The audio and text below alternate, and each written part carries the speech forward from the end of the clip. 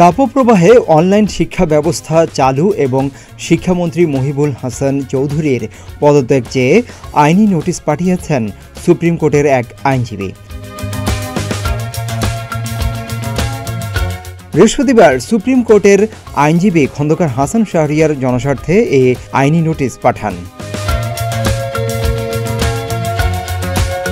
একই সঙ্গে এই নোটিশ মন্ত্রিপরিষদ সচিব, প্রাথমিক ও গণশিক্ষা সচিব, মাধ্যমিক ও উচ্চশিক্ষা বিভাগের সচিব এবং কারিগরি ও মাদ্রাসা শিক্ষা বিভাগের সচিবের উদ্দেশ্যেও পাঠিয়েছেন এই আইনজীবী। নোটিশে সব শিক্ষা প্রতিষ্ঠানের সিলেবাস কমিয়ে মে থেকে জুলাই মাস পর্যন্ত অনলাইনে শিক্ষা কার্যক্রম চালুর প্রয়োজনীয় ব্যবস্থা নেওয়ার কথা বলা হয়। এতে আরও বলা হয়, একান্তই যদি শিক্ষা প্রতিষ্ঠান খুলতে হয় তাহলে মে থেকে জুলাই মাস পর্যন্ত তাপপ্রবাহের সময়ে ক্লাসের সময় সকাল শিফট ভোর 6টা থেকে সকাল 8টা এবং ডে শিফট সকাল 8:30 থেকে সকাল 10:30 পর্যন্ত চালু রাখতে হবে। এর আগে রমজান মাস, স্বাধীনতা দিবস, ঈদুল ফিতরের ছুটি সমন্বয় করে গত 26 মার্চ থেকে দেশের নিম্ন মাধ্যমিক ও মাধ্যমিক শিক্ষা প্রতিষ্ঠানগুলো বন্ধ ঘোষণা করা হয়েছিল। 21 এপ্রিল থেকে শিক্ষা প্রতিষ্ঠানগুলোতে নিয়মিত পাঠদান শুরুর কথা ছিল, তবে দেশ জুড়ে তাপমাত্রা বৃদ্ধি পাওয়ায় 20 এপ্রিল এক সপ্তাহ ছুটি বাড়ানোর ঘোষণা দেয় শিক্ষা মন্ত্রণালয়।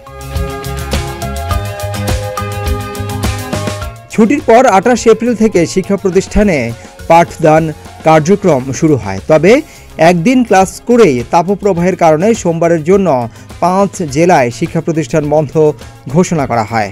এরপর মঙ্গলবার দুটি বিভাগের সব জেলাসহ দেশের বেশ কয়েকটি জেলার সব মাধ্যমিক স্কুল, কলেজ, মাদ্রাসা ও কারিগরি শিক্ষা প্রতিষ্ঠান, দেশের সব প্রাথমিক বিদ্যালয় বৃহস্পতিবার বন্ধ ঘোষণা করা হয়।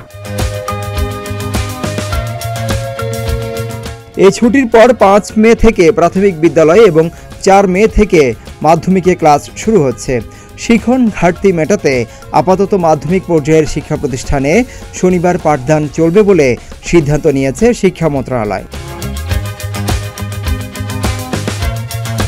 পবিত্র রমজান, ঈদুল ফিতর ও পয়লা বৈশাখের ছুটি শেষে 21 এপ্রিল স্কুল কলেজ খোলার কথা থাকলেও দেশ জুড়ে হিট অ্যালার্ট ও তাপপ্রবাহের কারণে তা এক সপ্তাহ পিছিয়ে যায়।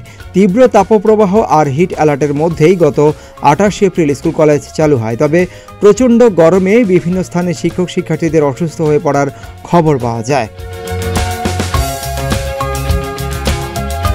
গরমে অসুস্থ হয়ে শিক্ষক সহ কয়েকজনের মৃত্যুর ঘটনা নিয়ে বিভিন্ন গণমাধ্যমে প্রকাশিত প্রতিবেদন গত সোমবার হাইকোর্টের নজরে আনা হয়।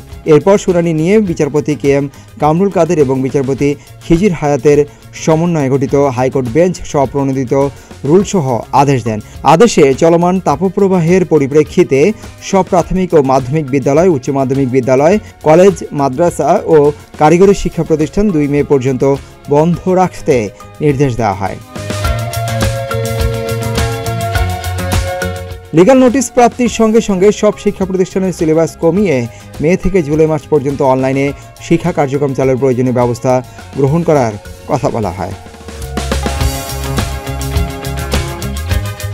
সিদ্দিকুর রহমান রোমন, প্রতিদিনের বাংলাদেশ।